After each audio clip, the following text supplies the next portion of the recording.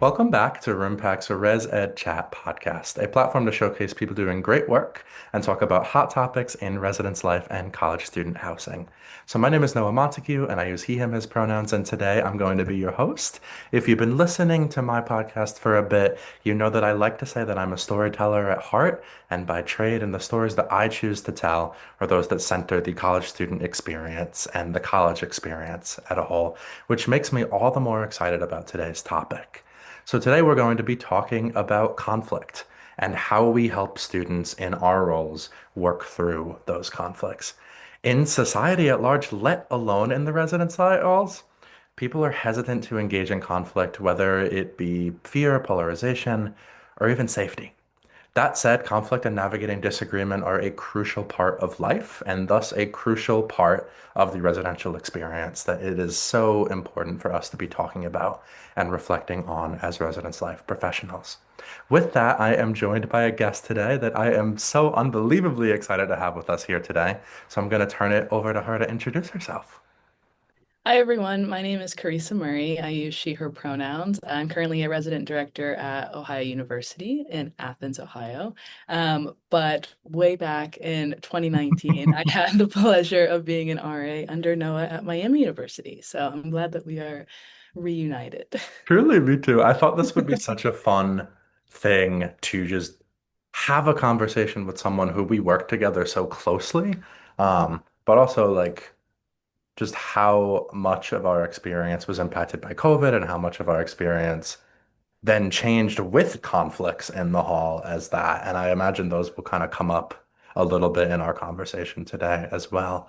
But I think kind of to get us started then, thinking about conflict, why is it such an important part of the learning experience in residence halls? Why is conflict such an important thing for us to be talking about?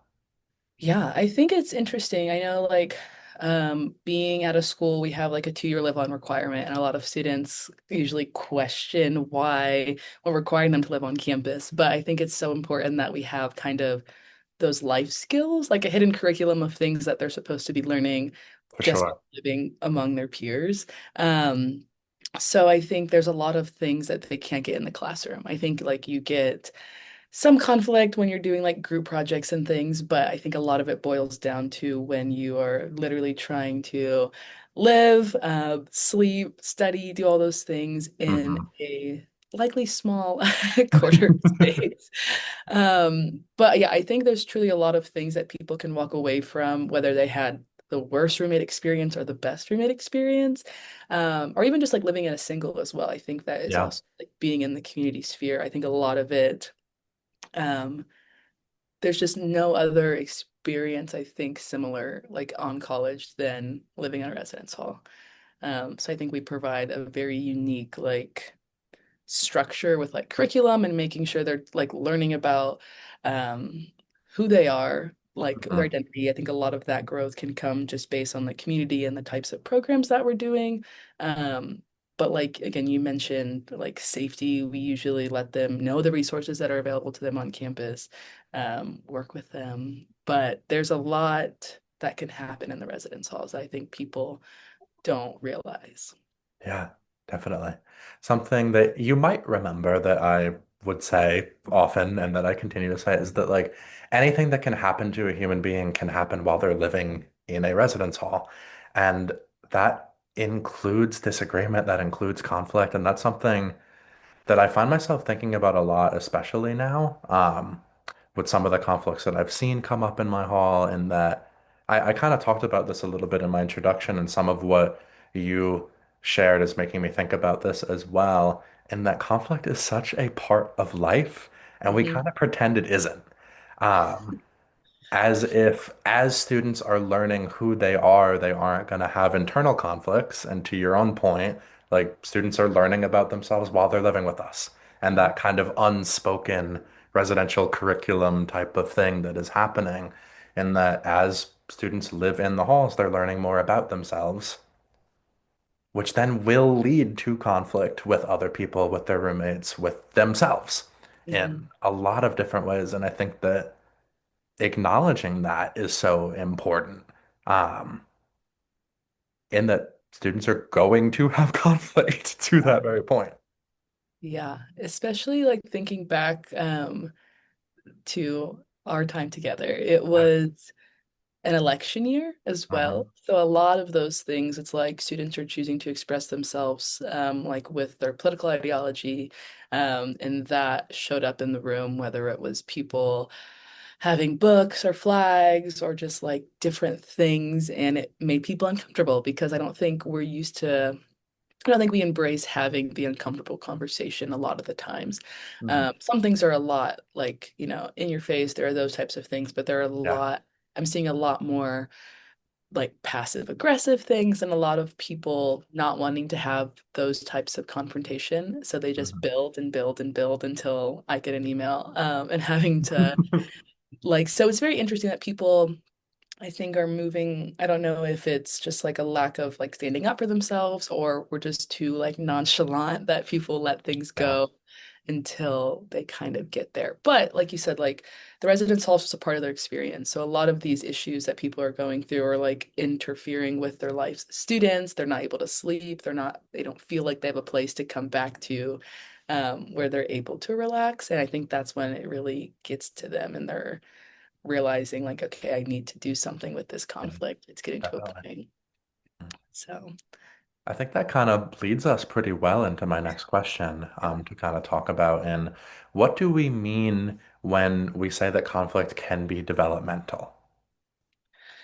I see a lot of people say just like straight up like I don't like confrontation. I don't like Mhm. conflict. I don't like doing these things.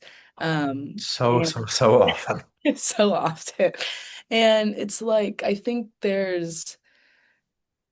I don't know if it's because of COVID. I don't know if it's because people are too online or they're Mhm. more comfortable texting someone or Snapchat or Instagram DMing them about things. I see so many people have like different forms of like group chats for like their rooms, but it's like people are leaving notes. They're not just saying things in the moment either.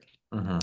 So I don't know if there's just been a gap in conflict or if I'm just seeing it more this year, but like in general, people Mhm.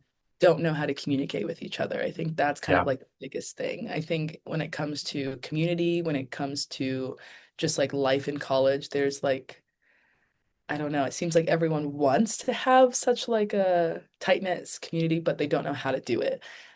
So same thing, people want to, coexist with their roommates or even be friends with their roommates, but there's something that's like getting in the way. So Mhm. um, yeah, I think a lot of the developmental piece is just knowing how to talk to a stranger, how to like introduce yourself, how to like make friends. Because I think our phones and technology is playing such a huge part in how we are communicating that people Yeah. don't need to talk face to face anymore, let alone speak up about something that's bothering them, in fear that they're gonna like either hurt someone's feelings or they think it's easier if they just stay quiet. So I think there's a lot of like conflict can lead to many things. I think a lot of people are afraid of that, but I think there's opportunity in having a conversation, whether that's being like, okay, hey, it's not as bad as I thought, or letting people be aware of some of their own behaviors that they're like causing harm to someone else. So, For sure. yeah, it's really just a big opportunity window when it comes to conflict, especially at this level where I think could really shape their like young adult experience too. Sure.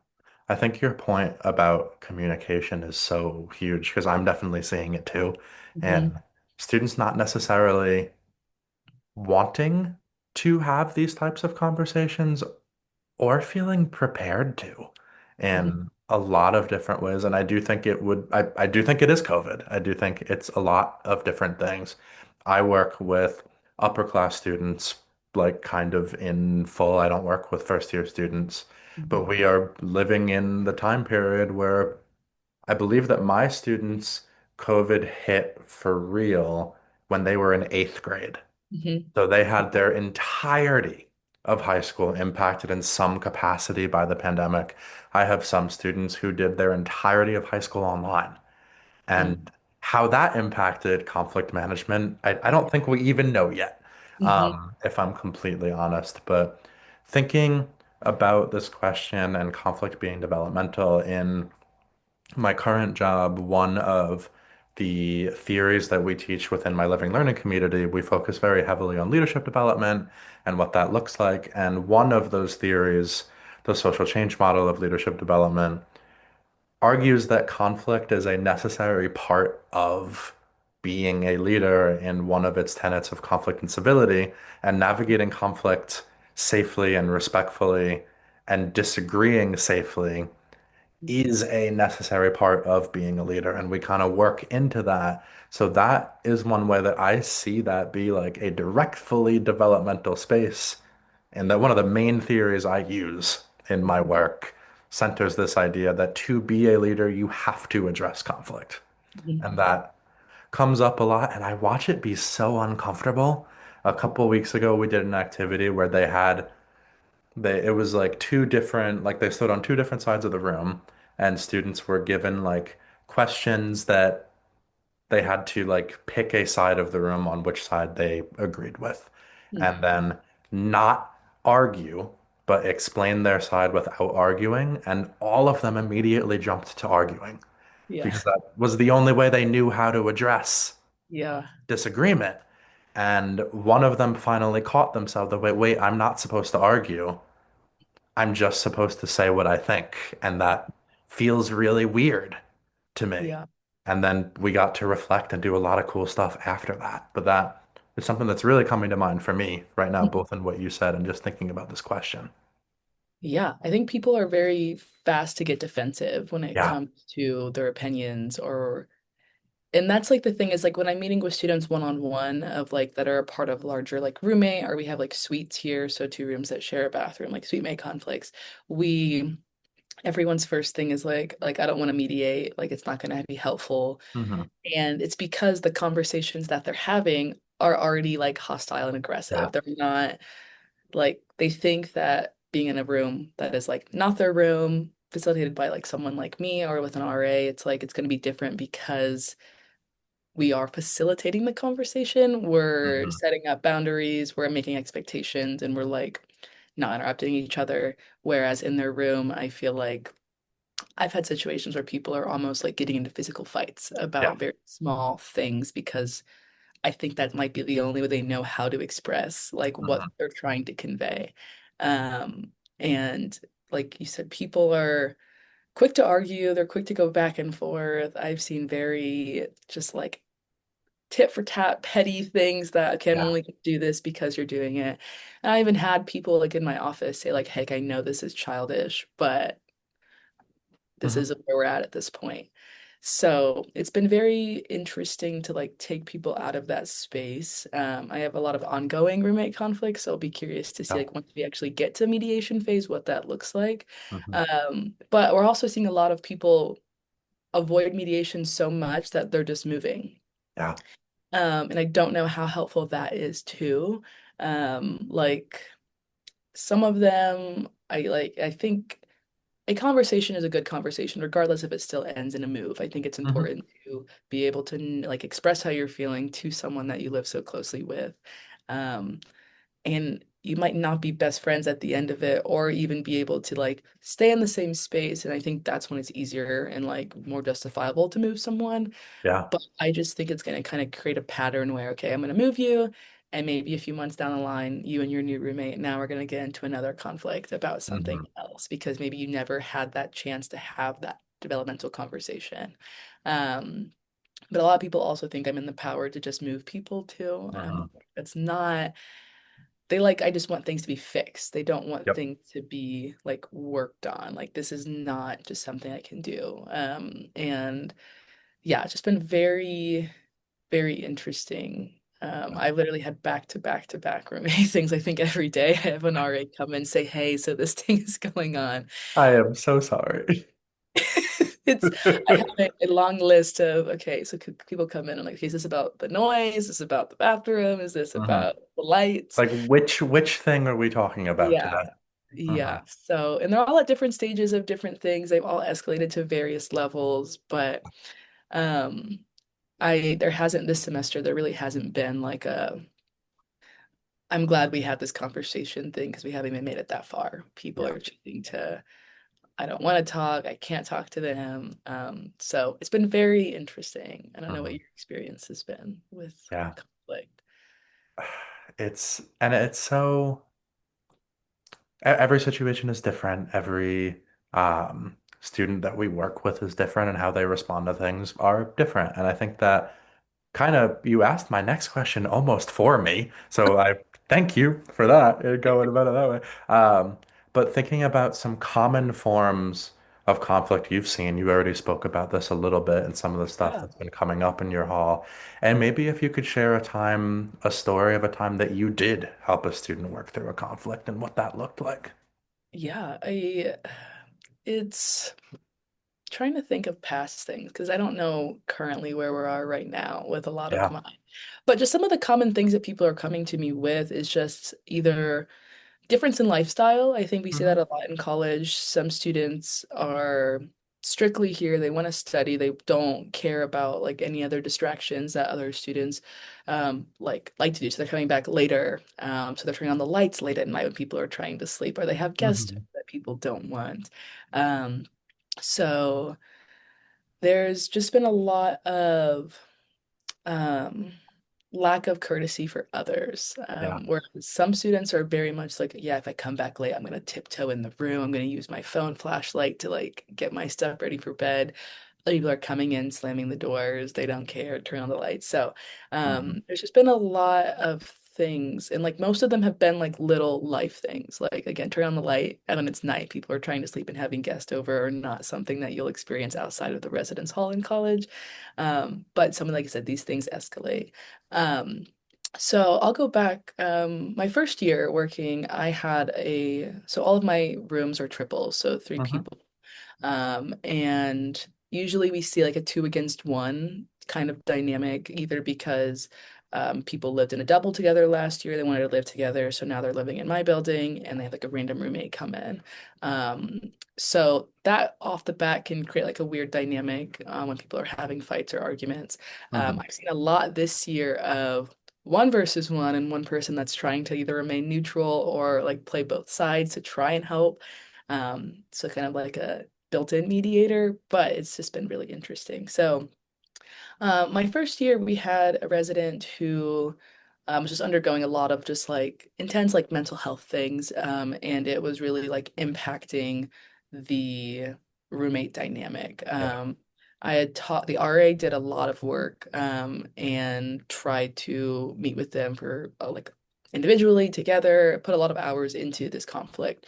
Eventually brought them all together with myself and the RA, and it came more of a place of care than I think. So they were having either these like really intense arguments in the space, but I think once they all got together, they realized it was coming from like we're just concerned, we want you to get help for yourself, and Hmm. it's hard for us to see you in this situation when you're not doing anything to like better Yeah.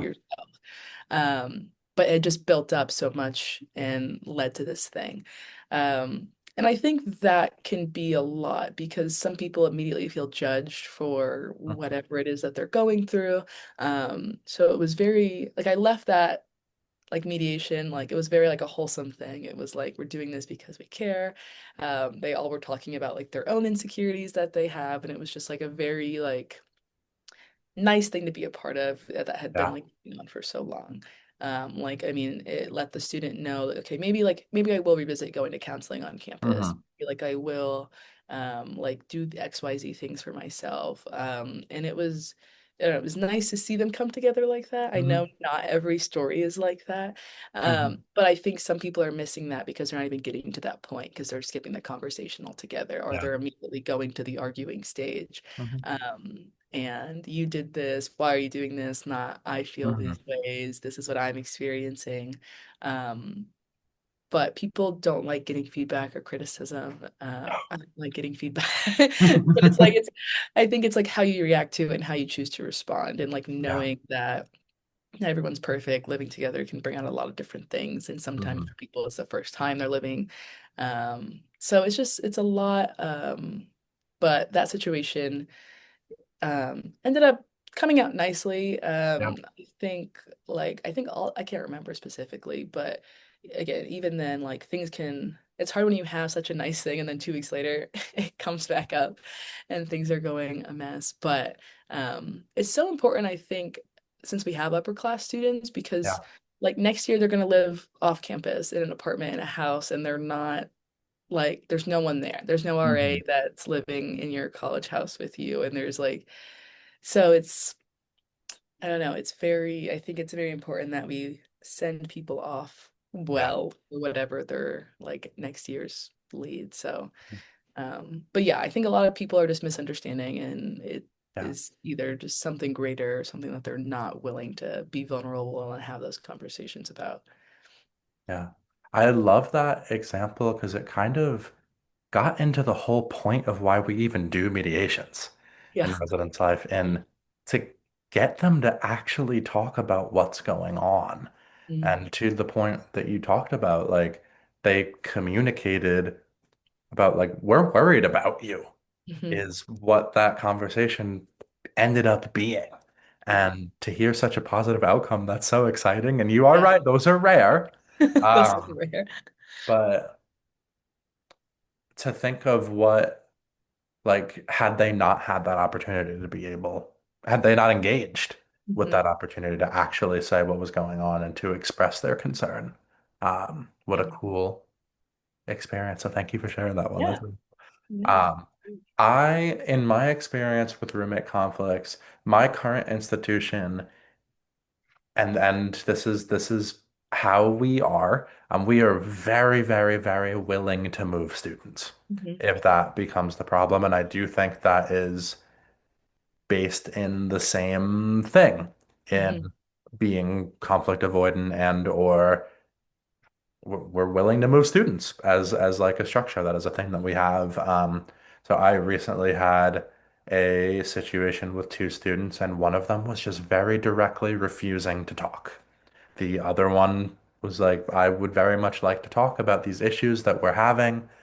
I have nothing against them. I want to talk about what's going on. And truly and completely, I got an email back that said, no, I do not want to talk. I am disinterested in having a conversation. And I had to weigh a lot of things. And Hmm. that this is a student who is very openly telling me they're not willing to change anything that they're doing. They're not willing to even have a conversation about it. Hmm. And in those situations, it can be more harmful to engage in that if a student's not willing to talk, what really can we do Hmm. in that space? Because then they're not willing to come to any kind of compromise or any kind of conversation. But maybe a more positive example, a few years ago, I did have a similar conversation that resulted in two students coming into my office, us having a conversation, and it turned out that one of them was going through a pretty significant mental health concern, Hmm. and we were able to get that person help that would not have come had we not had that Yeah. mediation, um, and kind of seen what actually was going on because is it they're not cleaning or is it something's wrong Hmm. and this person is acting differently than they were acting previously, like something is going on here. Hmm. And that I've seen be really successful on my end. Yeah. I mean, I even think when it comes to students of concern, the For people that sure. are bringing it up are the people that live with them every day. Yeah. And I think that is the nice thing. And like, I encourage my RAs to like you are the first person that they're likely going to go to and a situation comes up. So it's important like that you like make yourself known as a resource that like you are like warm and inviting so that people like know that you can like Yeah. help. But yeah, like those are the people that are seeing like, okay, hey, they've been skipping class. They have like food all over the place. They're not doing their laundry. Like those are the people that are giving us like those warning signs of like, hey, something is not right. I'm Yeah. concerned. Mhm. They're the same people that see people like come back after a night out and they're like, I don't know like what's going on. Like they're not acting like themselves. And it's just like it's helpful because when students do speak up and they do come forward and tell us these things, like they're still doing it from well, I don't want to get them in trouble. Like, don't tell them that I told you. And it's like, it's okay to know that people care about you. Hmm. And it's, yeah, a lot of students are, same thing with like mediations. Like, okay, can you not tell them that like it was me that wanted to like have this mediation? And I was like, there's no shame in wanting to bring people Hmm. together. Like, so it's still something I think I don't know how exactly to like convey to students, but I'm like, conflict is okay. Hmm. The whole thing we're talking about is conflict's okay, and it's okay to want to have like a better living situation for yourself, and just to speak up and do that. So yeah, It's there's okay to want to have a better living situation yeah, if that is yeah, like, and what a, and that goes back to communication of it all too, and like a student coming to us because their roommate's going out all the time and they don't like that versus my roommate's going out all the time and I'm worried about them. Like that is yeah, that's a different phrasing of the same thing. yeah. And I don't know, that's sticking out to me in this moment. Hmm. Yeah. It's been very interesting. Yeah, I don't know what's in the air this semester, but there's been just a lot There's more. been a lot going on. And like there also are like the funny ones too, Oh, for where I sure. have resident was being loud. All right, so they come to the RA, hey, I don't know what to do, they're being loud. RA literally says, have you told them that they're being loud Hmm. and that you want them to be quieter? No, I haven't tried that. Yep. So it's like, and then like he checked in a few weeks later and they were like, how's things going? Oh, yeah, like after I let them know they were being loud, like Yep. they stopped being loud. So Yep. I'm like, people are, they're asking for help, but they're also missing a very important Yeah. baseline step. Hmm. Um, and like I see that a lot when it comes to, we have living agreements that we have students fill out. Hmm. We do too. Yeah, so we have roommate agreements and we have suite mate agreements because we know the bathroom can also be like a struggling A point. sticking point at times. Yeah. So the people that I'm meeting with, oftentimes they never filled out their roommate agreement. So it's like not only are you coming to me, you've never had a conversation about Yep. guests or noise or like expectations in the room. So Yep. it's not surprising. Or people fill them out with very unrealistic expectations. People like say in there, like, okay, we can borrow anything we want from each other. Mhm. When something happens, we're going to talk to each other in person. And they're just not doing that. They're immediately going Yep. to the RA. RA's reaching out. And it's just like, it's been important to kind of like flip the script. Like, how would you feel if the RA reaches out to you rather than maybe your roommate who lives next to you? So we're giving I've the seen that be resources, helpful as well. yeah, like we're giving the resources to people to set them up for success living with another person. And if they're not going to fill it out, they're missing that whole point Uh, of just like because you're not it's not like a natural thing I think to sometimes be like to have those conversations, which is why we mhm. built it into the experience. Like, Yep. yeah, when are we taking the trash out? Is when it's full a good thing? Who's Mhm. taking the trash out is always the same person. So it's like we kind of create those things. And I have like my RAs do those at their first floor meetings and like hunt people down until they do because Yep. it does come back, whether it's not until November, but it's like we see people like, okay, it's building and okay, you never had the initial conversation anyway. So what did you think was going to happen if we're not setting these things in place and just communicating with each other? Yeah. The communication really is what it feels like is missing in Hmm. so many ways. You talked about the student coming directly to your RA before even thinking of telling their Yeah. roommate, hey, could you quiet down? Hmm.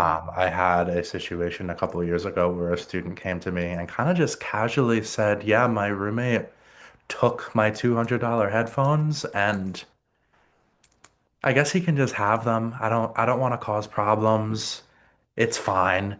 Um, and when I brought up, hey, like that's theft, Yeah. that seemed like a surprise to Hmm. him almost that that was the conversation that I then began having with Yeah. him and that it was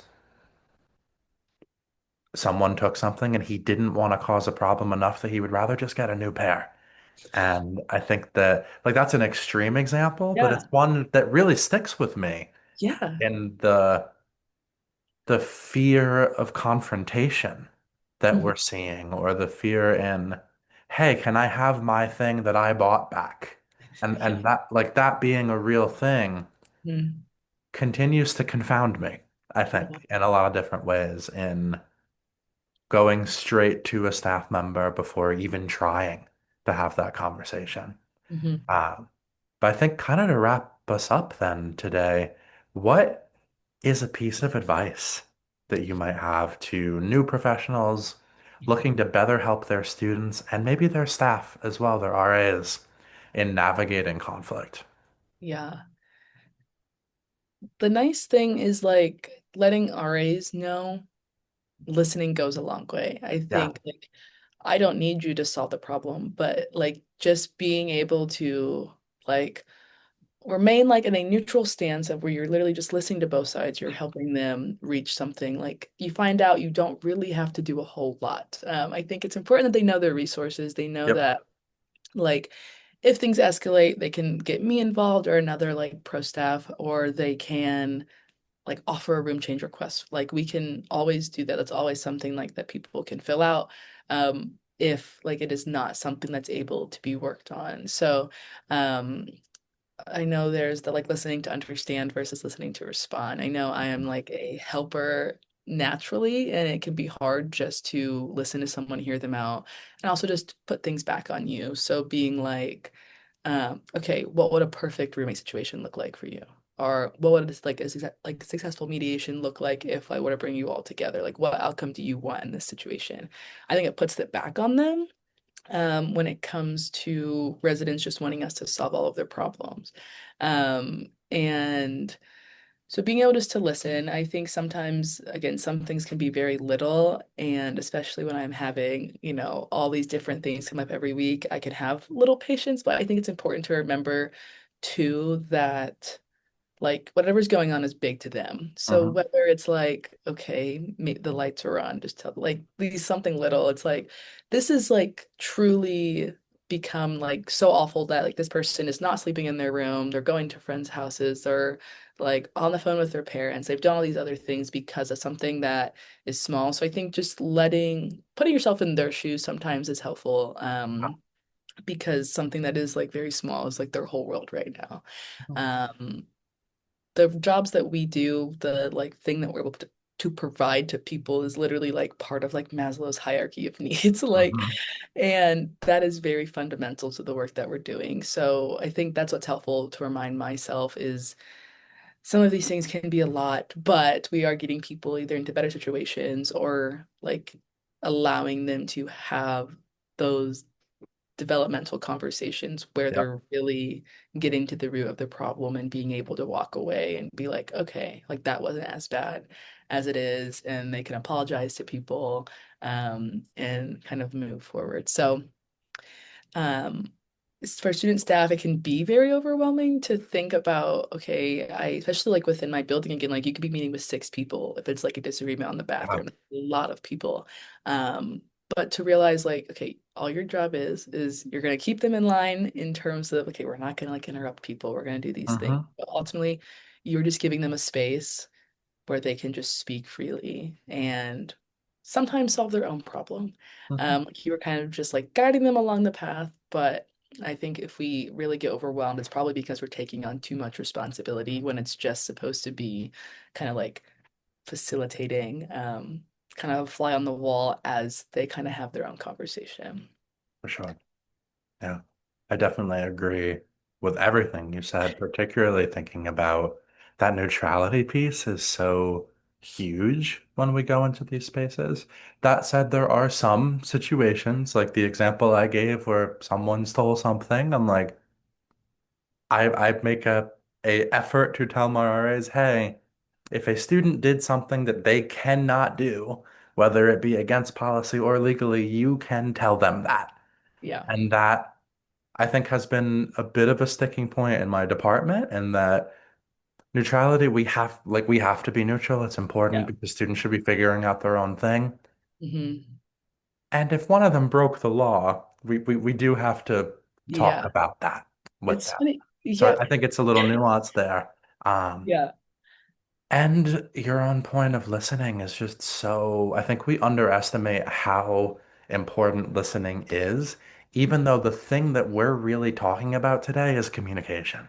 Hmm. And we're Yeah. encouraging students to listen to each other and talk to each other. And the biggest piece of advice I'd give to staff is to be doing the same thing Hmm. with your staff, with your coworkers, with your students, to Hmm. be able to really address and get to the root of what these problems actually are. But Hmm. I guess that kind of just about wraps up our time together today. Keresa, thank you so much for joining me. I had so much fun. I hope you did too. Yeah. Uh, And thank you all for joining us on this episode of ResEd Chat. If you have an idea for a topic or a person that you'd like us to have on the show, please let us know by reaching out to Roompact. And until I see you next time, keep taking care of yourselves, y'all. Bye for now.